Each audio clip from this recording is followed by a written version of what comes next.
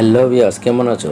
আশা করি ভালো আছো। তোমাদের আজ জন্য আজকে ইন্টারেস্টিং ভিডিও নিয়ে হাজির হয়েছে। সেটি হলো, মোবাইল যদি চুরি নিয়ে যায় বা তোমার অনুমতি ছাড়া কেউ যদি ভুল তোমার পাসওয়ার্ড চাপে, তাহলে তার ছবি তাৎক্ষণিকভাবে তোমার ফোনে উঠে যাবে। আর ফোন চুরি হয়ে গেলে তোমার ইমেলে অটোমেটিকলি চলে যাবে তার ছবি। সেটি করার জন্য আমাদের প্রথমে প্লে স্টোর থেকে একটি অ্যাপস ডাউনলোড করে নিতে হবে।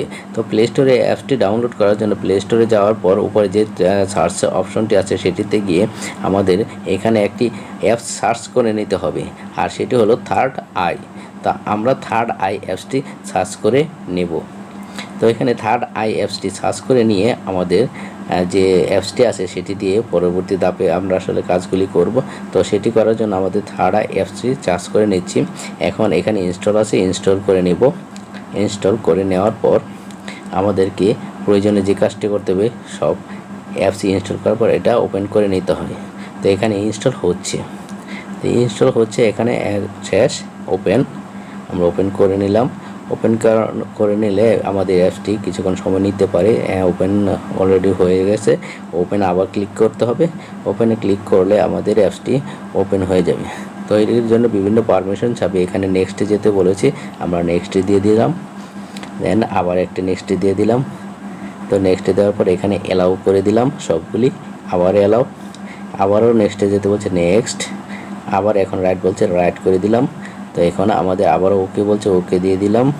ওকে দিয়ে দিলে তারপর আবার রাইট। এখন আমাদেরকে আরেকটি পেজে নিয়ে যাচ্ছে, সেখানে দেখাচ্ছে active this device admin app, এটিতে ক্লিক করতে হবে।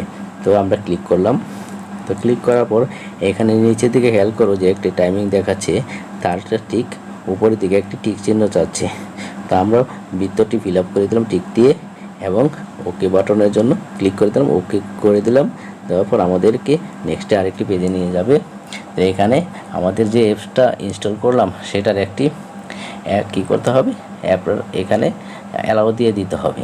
তো সেটি করার জন্য আমরা একটু নিচের দিকে যেতে হবে। নিচের দিকে গেলে দেখা যাবে যে আমরা যে অ্যাপসটি ইনস্টল করলাম এইমাত্র, সেটি একটু অ্যালাউ দেবে। এখানে থার্ড আই অ্যালাউ করে দিলাম।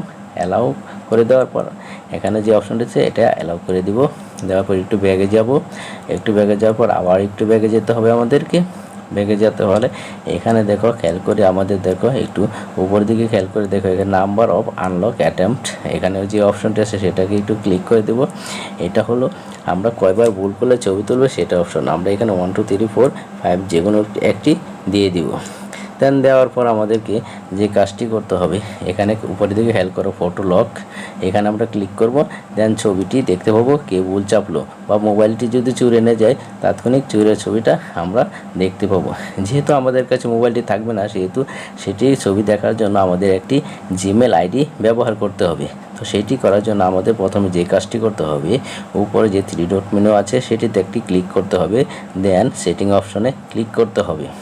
সেটিং অপশনে ক্লিক করার পর নিচের দিকে একটু খেয়াল করে দেখতে হবে, দেখো যে এখানে গুগল ড্রাইভ ব্রেকআপ নামে একটি অপশন আছে, সেটি ক্লিক করতে হবে।